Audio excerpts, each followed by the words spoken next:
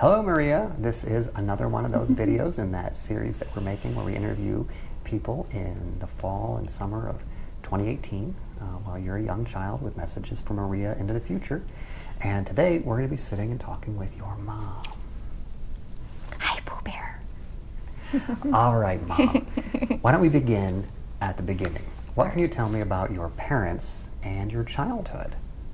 All right, well, I was born in 1979 like your dad, but I am 5 months and 5 days older, so whenever I have a birthday, he reminds me that I'm older than him. So you're going to hear that a lot. I grew up in North Olmsted, and it's the same house that your grandma and grandpa live in, so I'm rather fortunate that we still have access to the house where I had all of my memories. My mom and dad were just a lot of fun. I remember most about my mom is that she was very impressive. She was the only mom that worked. So she brought me into that life a lot. She really wanted me to be career oriented, so she took me to work quite often, and I would make bookmarks for everybody and hand them out. So she thought that was highly entertaining, and I always printed stuff on Print Shop, which was very 80s back then. My dad was my main playmate. He bought me all the toys that he wanted to play with.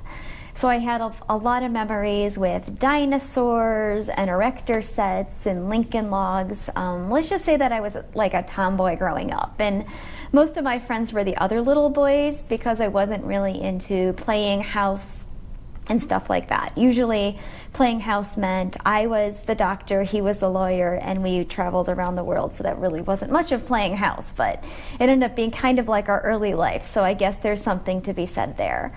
As far as early school years, I think the main thing was that music was a big part of my life. I started playing the piano in 2nd grade. I started playing clarinet in 5th grade. And I took that all the way through to marching band in 9th and 10th grade. So there's a lot of fun memories there, and a lot of my school years revolved around music, actually, which is a big part of Grandpa's life, too, as he sings to you on the guitar all the time. He always wanted to teach me guitar, and I just wasn't good with chords. So maybe he'll have better success with you, because I know he's really looking forward to playing with you. Well, that's really nice. Those are some good childhood memories. What can you tell me about maybe high school and college years? Well, high school, I went to North Olmsted High for a couple of years, and then I went to Magnificat for a couple of years, and I just had a couple of really close friends there, Vicki and Danielle. Danielle is the mom of Joey, so that's how they're related to us, basically. Not a lot there. For college, I was really into physics. Physics was my favorite class in the whole world because I felt like physics kind of proved to me that God existed and that God was in charge of the universe because it was so elegant and simple. I actually started college. I went to Case Western Reserve University in downtown Cleveland, and there I actually started with computer engineering as my major because that was all the rage in the 90s, as your dad says. He actually saw through. I showed up to class. I was the only girl in about 200 guys, most of which who hadn't showered in a couple of weeks. And as it became apparent a couple of weeks later, I realized that I was way in over my head, as the people that were majoring in computer engineering didn't really need to go to school because they knew everything, and I was trying to learn it all for the first time. So I actually did a lot of jumping between majors the first 2 years of college, and eventually realized that what I really wanted to do is something that I could actually see. I loved products, I loved processes, I loved equipment and machinery. So I ended up going into chemical engineering, and I eventually graduated 4 years later with a chemical engineering degree from Case. That's a pretty impressive place to go to school. What I'd like to understand is, after you get done with Case, what did you do in your early career? Where did you work? What did you do? Things like that. Well, you'll laugh. After I graduated from Case, we were in 2001, so this was right after 9/11. So I actually had a job offer, and it was basically I got laid off before I started. So I said, well, I guess I go to graduate school. So I went to graduate school at Cleveland State just to fill the gap. But pretty soon after that, I ended up getting a job at NASA, which is actually where your grandma worked. And it's kind of funny, I joke that I was a rocket scientist, but I actually did a lot of work on ion engines and wear patterns, and I did a lot of big vacuum chamber testing, and I really hope that, you know, in a few years I can take you there and I could show you where I worked, because it was pretty cool stuff, but the pace of it was kind of slow. I am, well, I'm a lot more chill now, but at the time I was very career oriented, and I read this book called Atlas Shrugged, which your daddy and I really like, and it just really kind of awakened me that I belonged in the private sector, and I did not want to rely on the government. I just wanted to have more control of my life. So I ended up leaving NASA and going to Energizer so I could join Standard Corporate America. So I did that for about maybe 10 or 11 years. So I was a chemical engineer there. I worked a lot at the plant in Bennington, Vermont. And they made hearing aid batteries and watch and electronic batteries. They don't make the hearing aid batteries anymore, but I really enjoyed doing those trips because we would run experiments. And so we would basically take projects from an idea all the way through implementation at the plant. So I found that to be very rewarding. In the meantime, I finished up my master's degree in chemical engineering and also sought an MBA while I was working. And one day when they decided to not make hearing aid batteries anymore, they asked me if I would be willing to move into marketing. So right now that's what I do. I'm a brand manager at Energizer. I never thought I'd be doing this, but it just goes to show you, you know, you take control of your education and you just don't know where your career is going to take you. That's a really, you know, important thing to understand, Maria. Your mom's got a great example there of getting well educated and getting a good job, and then also being flexible as the career market demands sometimes. So if you ever face a situation like that yourself, don't be scared. Your mom's conquered it, and she's a great example for you to look at in that kind of career space. Now I'd like to ask you a question about me. How did we meet? What is your recollection of how we met? And what is your recollection of when we dated before we got engaged? Let's cover that time. Okay, so I met your dad, who I call Bebe. I know it's confusing because you're baby and he's Bebe, but we actually met online. He was Marriott guy, Seek Starwood girl. That was actually the tagline, and I did write him. I thought he was pretty cute. So I wrote him and I said, well, I'm not a Starwood girl, but they just opened a Hampton Inn when I travel, so I hope that's okay for you. One little thing about it is your daddy had a minimum height requirement of 5'3". So I went in my profile and I changed my height to 5'3", and I wore really high heels on our first date. I don't think he noticed until later how short I was, but I figured he would just get over that, right? So our first date was December 26, 2005, and it was pretty quick. We started with the first date. We saw each other 2 days later, and then we saw each other again on New Year's Eve, and we had a great time. You probably know Uncle Dave Charles and his 4 kids. Well, we went to New Year's Eve with them, had a great time. I realized that he was somebody I wanted to keep, and actually that day, after that date, I woke up in the morning and I thought, hey God, can I keep this one? So I mean, it was literally a week after I met him. I know it's nuts, but what I want you to learn from that is that when you know, you just know. I know it sounds ridiculous and I know it sounds unrealistic, but people tell me that. They're like, when you know, you know, and I totally knew then. We had a lot of fun dating. We were very cool people, Maria.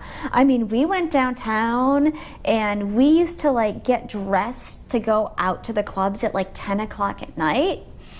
So if you ever see the movie Date Night, like we weren't like that. We're like that now. But we had a lot of fun. We had a lot of fanciness. And I just want you to know from the example of your daddy that he treats me very well. And I want you to see how he treats me, and that's what I want you to find in somebody in the future for you, in your future man. Or if you become a nun, that's okay too. I'll be cool with that. I would love that. Sister Maria Camille sounds very good. That's kind of why we named you that. If you became a nun, you have a very nice name for it. But we had an awful lot of fun.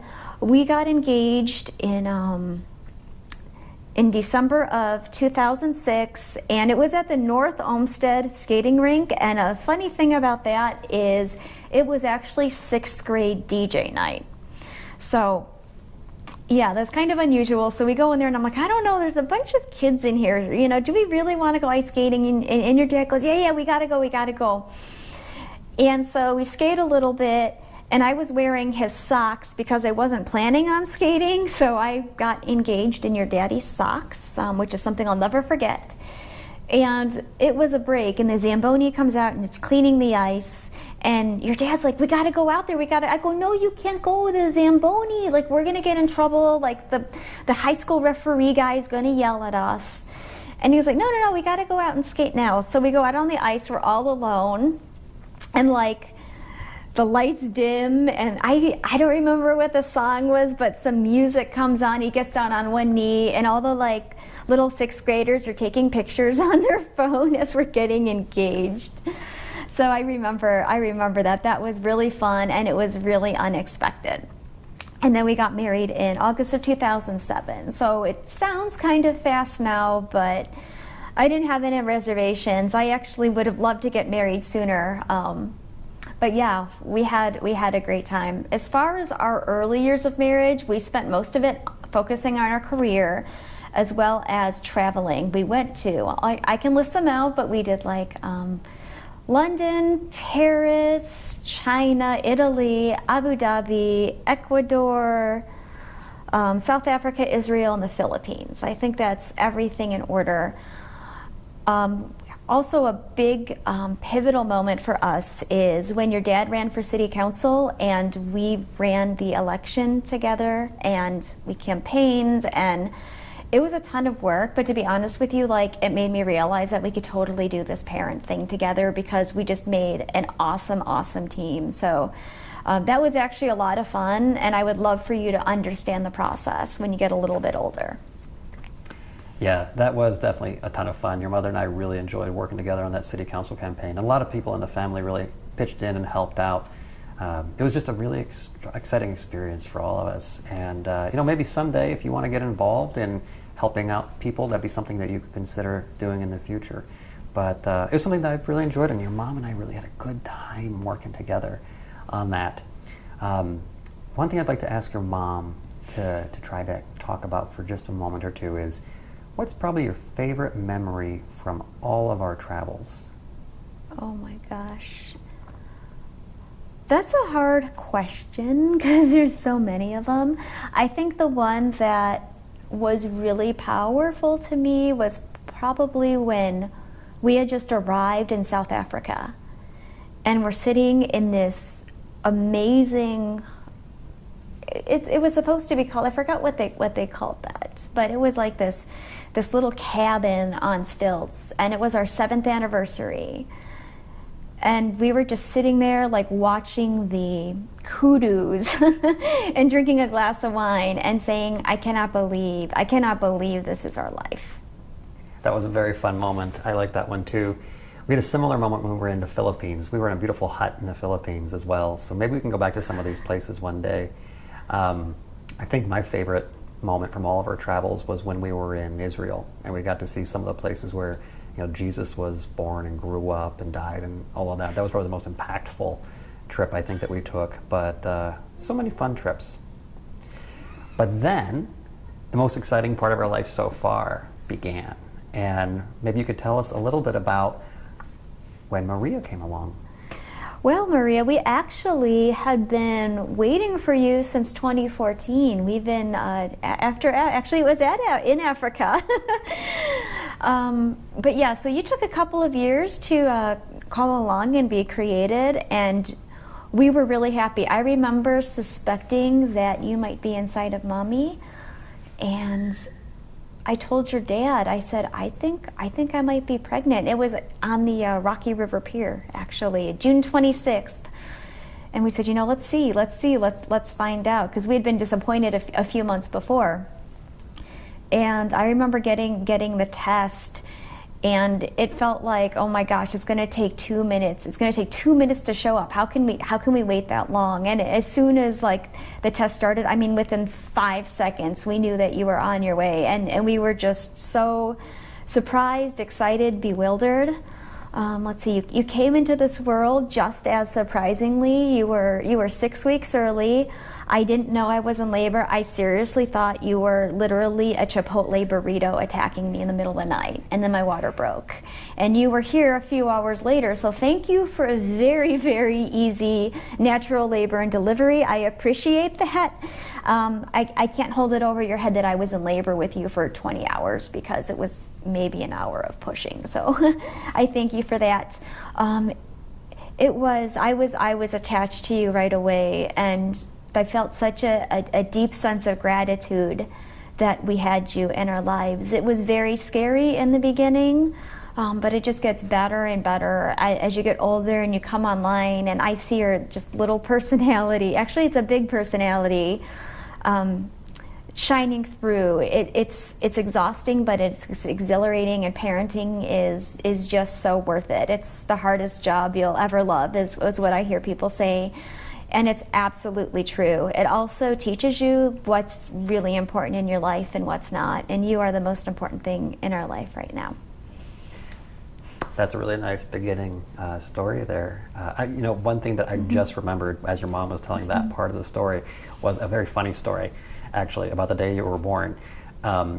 Because we're planners, we generally like to have everything ready to go in advance. We had been talking about what we would do in the future when you came. And we had this list of things that we wanted to have with us in the hospital so that we were all prepared for the hospital stay. And when we got to the hospital on the morning that you actually were going to be born, we were surprised that you were early. And the nurses had explained to us that it was probably going to be a couple of days until you were actually born. So your mother and I were expecting you to stay inside of your mommy for a few more days. So I went home and started to collect all of these things that we said that we needed for the hospital.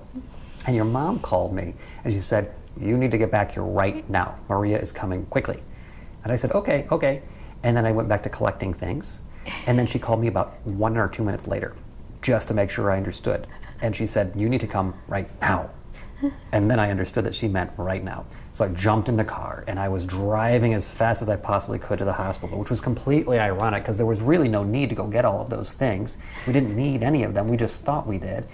And I became like one of those people in a television show or a movie racing to the hospital just to make sure that I could be there for your birth. But luckily, I made it. And your mother made it too. So we were both there for your birth. But, what I'd like to ask your mom is just one more kind of closing question. Mm-hmm. Do you have any messages for Maria in the future? I do. Well, first of all, Maria, I want to let you know that your mommy and daddy love you more than any words could ever express. And the main message I have for you, honey, is to, we need to help you with this, but figure out what your gifts are that God gave you and to turn into that person that God intends you to be. Whatever your mission is, whatever your vocation is, we want to support you in that. So that's really my main message, because if you do that and you're aligned, you're going to live a very abundant, exuberant, and awesome life. And the life after, as you'll learn from my Catholic family.